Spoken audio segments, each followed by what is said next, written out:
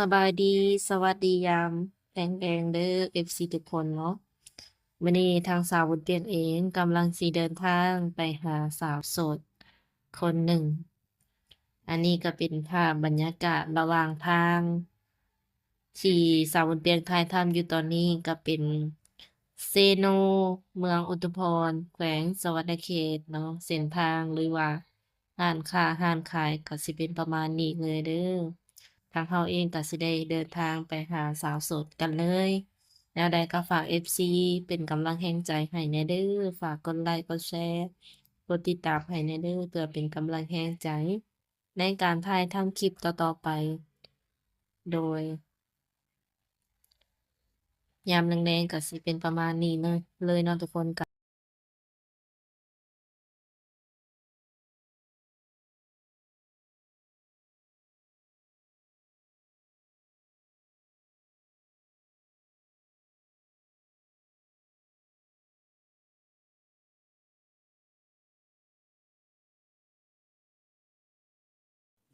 โดยสบายดี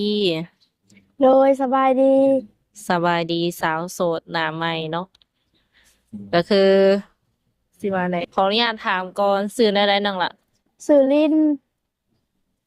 อยู่ใกล้แคมทางในเนาะเสียงก็สิดังโดยได้ยินอยู่บ่เอ่ยเว้ากะ ได้ยินอยู่ โอเคซีรินอายุจักปีตอนนี้อายุ18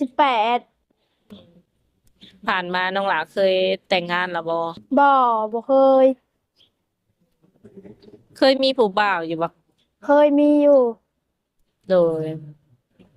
คบกันได้โดนบ่ฮะคบกันได้โดนอยู่บ่กับบ่ดนประมาณจักเดือนประมาณ3-4เดือนนี่แหละเป็นแนวใดคือเลิกกันไวแต่วัยรุ่นนั่นแบบบ่เข้าใจกันนี่แหละอืมเป็นผู้บ่าวรุ่นเดียวกันบ่หรือว่าใหญ่กว่าเฮาใหญ่กว่าปี1 2ปีเออเออผู้บ่าวแถวบ้านนี่บ่หรือว่าทางไกลผู้บ่าวก็ทางไกลเห็นอะไรจังเห็นกันน่ะ มาหลินบุญหรือว่าแบบไปบุญอิหยังนี่แหละก็เห็นกันเอ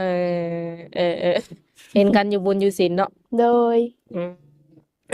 คือเห็นกันครั้งแรกกับแบบแลกเฟซแลกไลน์อย่างสี่บอกโดยหรือว่าเขากับนำมาหลินฮอดเฮือนฮอดซานเขาก็มาหลินเขาก็มาหลินแบบเขาหมักเลยเขามาหลินนะอืมแล้วไพ่เป็นคนเลิกบัดนี้ระหว่างเขากับน้องเขาเขาเขาอยากเลิกเป็นย้อนอย่างน้องล่ะเขามีคนใหม่อืมตอนนี้ก็ถือว่าตัดใจได้แล้วบ่หรือยังได้แล้วโดยตอนนี้มีแบบว่าคนเข้ามาหยอกเข้ามาจีบอยู่บ่บ่มีโสดแบบสนิทเลยบ่ โดยโดยมื้อนี้ก็คือว่าออกมาเปิดใจเนาะโดยเปิดใจในมื้อนี้นี่แบบเปิดใจแบบใดเปิดใจหาคนคุยซื่อๆบ่หรือว่าหาแบบคู่ชีวิตหาคนคุยก่อน โดยสมมุติว่าคุยถูกใจเนาะเพิ่นแบบว่าอยากสร้างอยากสาหยังซี้นะน้องหลาพร้อมสร้างครอบครัวอยู่บ่โดยหาแบบคุยเข้าใจกันหรือว่าแบบ อืมสมมุติว่าคุยเข้าใจกันแหละเจ้าก็พร้อมสละโสดโดยพ่อแม่เพิ่นบ่ได้ว่าแนวใดบ่บ่เราบ่ได้เว้าหยังคือออกมาเปิดใจนี่เพิ่นบ่ได้ว่าอิหยัง โดยเเราบ่ได้ว่าออก็คุยกับเพิ่นแล้วบ่ฮะก็ถามพ่อถามแม่แล้วโดยเพิ่นบ่ได้ให้บ่น้องล่ะบ่ได้ให้ อ๋ออืมมีแบบว่าสเปคผู้ชายอยู่บ่มักผู้ชายประมาณใดเพราะผู้ชายแบบทรงเอทรงซัง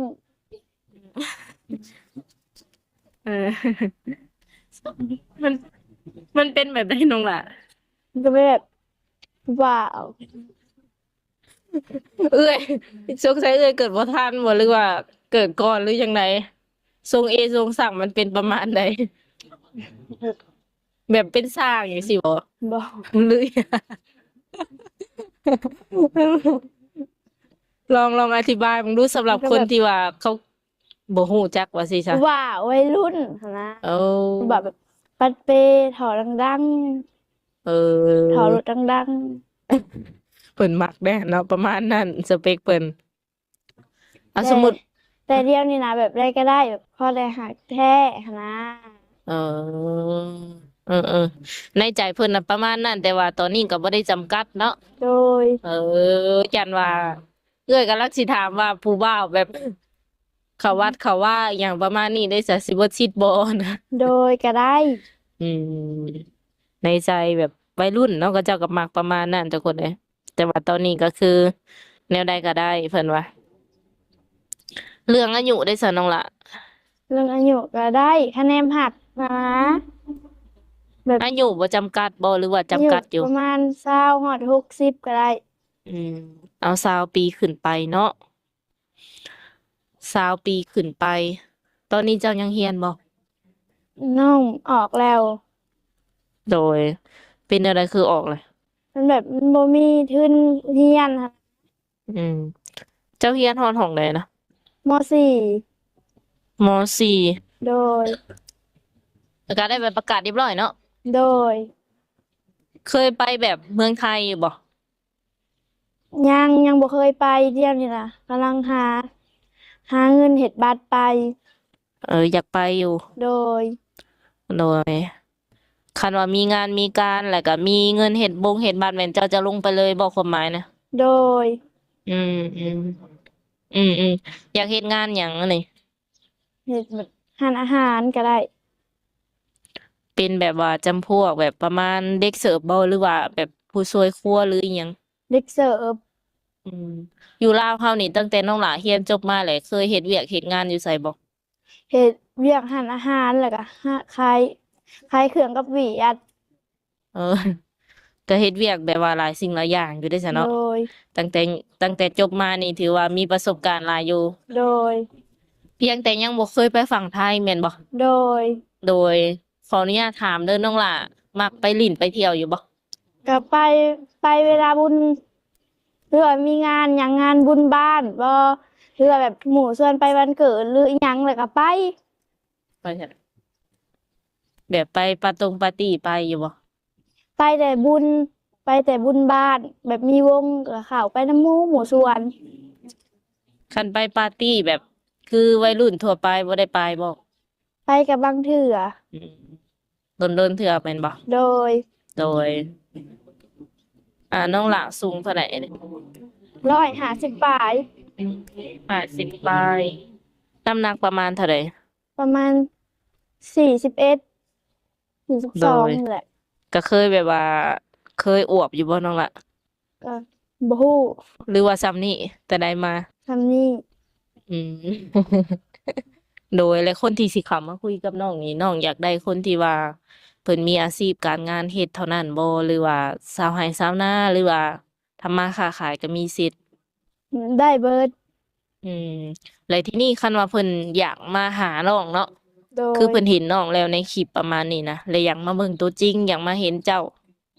ให้มาบ่มามาก็มาได้มาก็ได้โดยให้มาหาอยู่ไสแบบสะดวกหั้นนะถ้าเพิ่นอยากมาอยู่เฮือนหรือว่าอยู่ร้านอาหารก็ได้เบิดคือเจ้าสะดวกเบิดเนาะ โดย อืมอยู่เฮือนอยู่ซ่านก็ได้สิเป็นร้านอาหารก็ได้เนาะโดยมีรถมีรางขี่อยู่บ่อยู่เฮือนกะบ่มีเวลาเราสิไปหันไปนี่ได้ซะน้องละย่างไปอ่าตัวรถจักรก็บ่ได้มีบ่มีสรุปแล้วบ่มีรถจักคันบ่ซะโดยบ่มีรถเฮ็ดไร่เฮ็ดนาไถไถนาก็บ่มีบ่มีแต่รถไถนั่นแหละเฮ็ดนาเอแบบอรถจักรหรือว่ารถหยังนี่บ่มีเอไปไปสายมาสายก็ต้องได้ย่างไปโดยเออเออน้องก็เฮ็ดไร่เฮ็ดนาอยู่บ่เฮ็ดแต่ละปีได้ข้าวหลายบ่ก็บ่หลาย ประมาณจักสอบน้องละ ประมาณ50บางทีก็ หาเฮ็ดแบบแยกกันเฮ็ดหั้นนะเออเดี๋ยวนี้นะแยกกันเฮ็ดถ้าเฮ็ดนำกันก็ประมาณ400ปลายเอแยกกันเฮ็อดกับแม่เฒ่าเด้แบบแบ่งกันเฮ็ดโดยแต่ว่าหน้าน่ะเป็นอันเดียวกันสิบ่ ฮะ เสียงรถดัง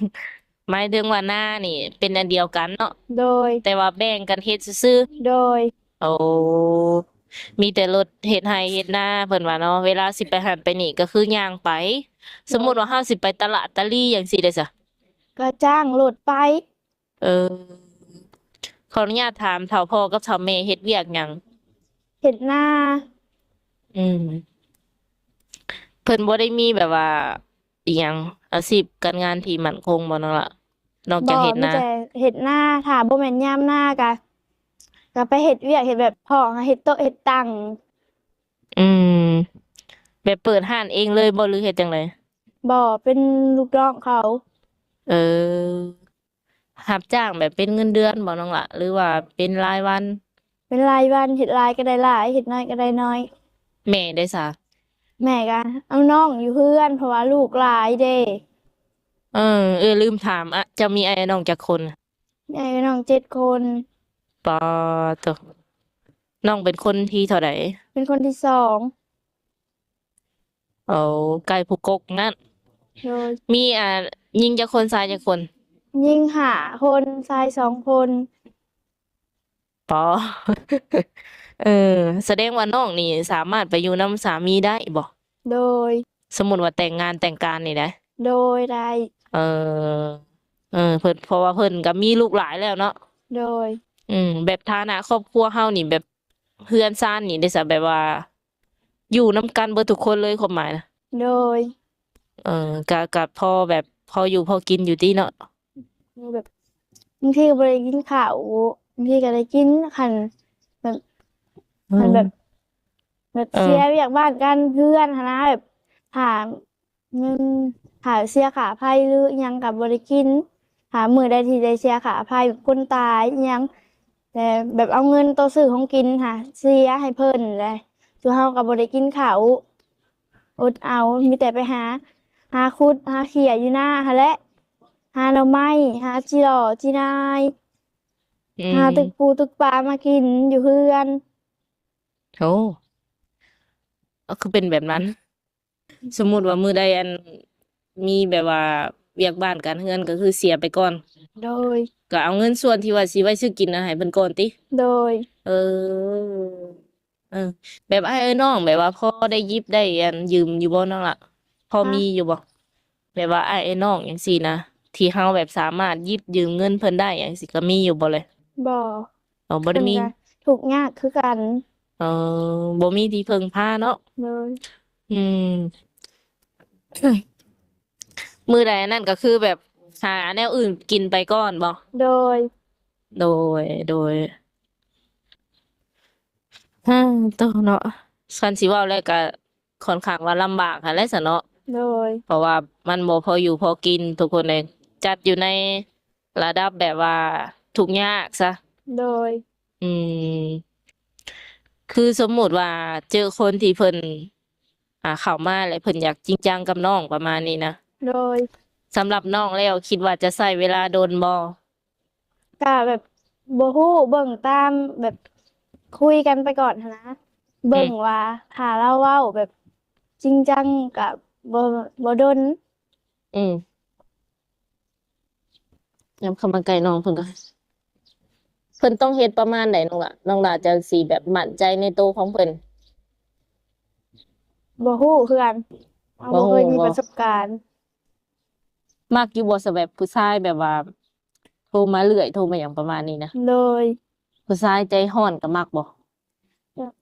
โดยมักอยู่เนาะผู้ชายมีหนวดมีเคราด้วยซะรับได้บ่ ก็ได้อยู่ผู้ชายสำหรับผู้ชายที่ว่าบางคนเพิ่นก็เพิ่นฮักน้องเนาะแต่ว่าเพิ่นก็ยังอยากลิ้นอยากเที่ยวอยู่อะนะน้องล่ะพอจะให้โอกาสเพิ่นได้บ่โดยได้อ่าและที่นี่เนาะก็มีทั้งหนุ่มโสดที่ว่าเพิ่นเคยเป็นพ่อห้างพ่อหมายบางคนมีลูกติดนำเด้น้องล่ะโดยเจ้าสิรับเพิ่นได้อยู่บ่เจ้าผัดบ่มีลูกโดยได้อืมคิดว่าสิบ่อายคนบ่สมมุติว่ามีสามีแบบเป็นพ่อห้างพ่อหมายบ่อายอายุหลายบ่อาย โดย โอเคอันนี้คือน้องเพิ่นเว้าเองเด้เนาะ โดย มั่นใจ โดย อืมห้ามเปลี่ยนใจได้สมมุติว่าเพิ่นมาหาแล้วบัดอ้าวเจ้าคืออันอยู่หลายแท้จังซั่นจังซี่บ่ให้ตีได้ โดย โดยสำหรับหนุ่มๆที่ว่าเพิ่นบ่สะดวกมาหาน้องนี่ซะแบบว่าเพิ่นอยากให้น้องไปหาเพิ่น โดย คิดว่าไปได้บ่อยู่มุก ก็ ดา ได้ หารก็ได้สิเอาไผไปนำน้องล่ะ บ่ฮู้คือกันเอาหมู่ก็ได้ สิเอาหมู่ไปนำบ่คิดว่าสิไปจักคนหมู่ค่ะ ก็ประมาณ2-3 คน อ๋อครั้งแรกเนาะน้องหลาเนาะ โดย โดยแล้วน้องหลาเองก็มีช่องทางติดต่อให้เพิ่นอยู่บ่ มี คันว่าเพิ่นอยากทักมาหลินเพิ่นต้องทักมาทางไหน LINE ก็ได้ อ๋อโดยFacebook มีบ่ มี แจกบ่ ได้ Facebook LINE WhatsApp ก็มีบ่ มีแต่เฟซแล้วก็ LINE อืมอืมในช่วงเวลาที่ว่าน้องสะดวกตอบแชทเพิ่นนี่เป็นช่วงเวลาใด บางทีก็ตอนแรง อืม ประมาณจักโมง ประมาณ6-7 โมง 6-7 โมงแรงนะ โดย สามารถคุยได้จนฮอดจักโมง บ่ฮู้และแบ แบบ บนอนดึกก็ได้บ่ ก็ได้อยู่ ตอนนี้นี่น้องหลาเฮ็ดหยังอยู่ก็เฮ็ดเวียกหยังก็ ตอนนี้นะแบบไปไห้ไปนะไปหาแบบของกินหั้นนะ โอ้ หาหน่อไม้หน่อมันอิหยังนี่แหละ ตอนนี้บ่ได้เฮ็ดเวียกเฮ็ดงานแล้วแม่นบ่ โดย แบบเฮาเอาเงินเอาคำมาจากไสน้องหล่ะแบบใช้จ่ายแต่ละวัน บางทีก็ไปขันหาหน่อไม้ได้หลายก็ไปขาย ไปขุดอันนั่นอันนี้มาขายขุดหมอกขุดมันบางทีก็ขุดจิหล่อจินาย เพิ่นล่ะอืมจิโร่จินาย โดย อืม อืม ประมาณนั้นเนาะ โด มื้อย หนึ่งนี่ใช้จ่ายประมาณจักพันน้องหล่ะ บางทีก็บ่ได้ใช้บ่มีเงิน มีแต่ใช้เติมบัตรแล้วก็แล้ว โอ้ คือบางวันหรือว่าบางมื้อก็คือบ่ได้ใช้จ่ายหยังจักกีบเลย โดย อย่างมื้อที่ได้ใช้นี่ได้ใช้แบบได้ใช้ประมาณจักพัน ก็ประมาณ10,000 เออ ประมาณ40 บาท30กว่าบาทประมาณนี้เนาะ โดย อืม น้องหลักก็อยากแนวนั่นนี่อยู่บ่ ก็อยากอยู่ น้องหลักอยากหยังแบบเป็นพิเศษบ่อยากกินหยังแบบที่บ่เคยได้กินนะทรงสิแซ่บสินัวประมาณนี้น่ะ มีบ่ อยากกินซินดาด เออมักซินดาด โดย ซินดาดหรือว่าหมูกระทะเนาะน้องเพิ่นมักบ่ค่อยได้กินเลยแม่นบ่ โดย เออ มีแต่ไปเฮ็ดเวียกเฮ็ดงานแล้วเขาซื้อให้กินก็กิน เจ้านายนะ โดย เออ คันแบบอยู่เรือนประมาณนี้มันจะบ่ได้กินเลย โดย อืม ความฝันเพิ่นเนาะทุกคนก็คืออยากกินหมูกระทะว่าซั่นซะทรงสิแซ่บเนาะ โดย โดนๆกินเทื่อแม่นบ่ โดย เออ คันถามว่าให้กลับไปเรียนต่อนี่สิกลับบ่สมมุติว่ามีแบบผู้ใหญ่เพิ่นสนับสนุน โดย ยังสิกลับไปเรียนอยู่ บ่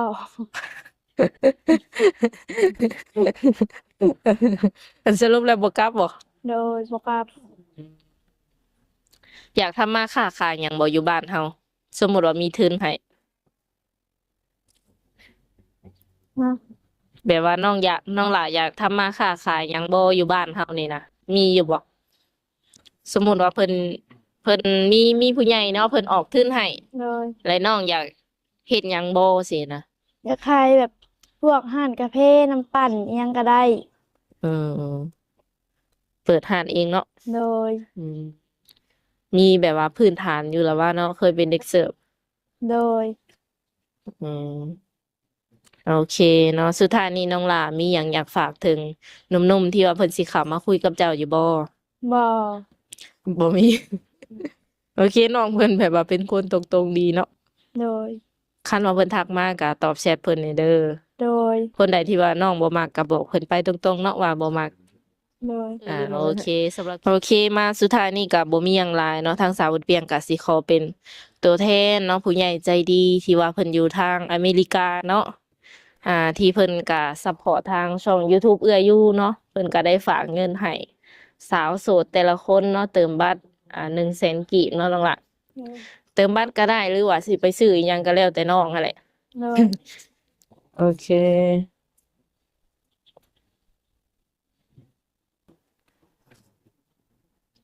100,000กีบเน้องใบ502 ใบน้องหลักขอบใจก่อน โดยขอบใจหลายๆเด้อ ขอบใจอ้ายเพิ่นเนาะ โด ที่ ย ว่าเพิ่นใจดีแล้วก็สนับสนุนเนาะ โด ขอให้ ย อ้ายเพิ่นอยู่ดีมีแรงเฮงๆปังๆกว่าเก่า โดยสุดท้ายนี้ทางสาวบุญเปียงและก็น้องสิได้ขอตัวเจ้าไว้ก่อนสบายดี โดยไปดิ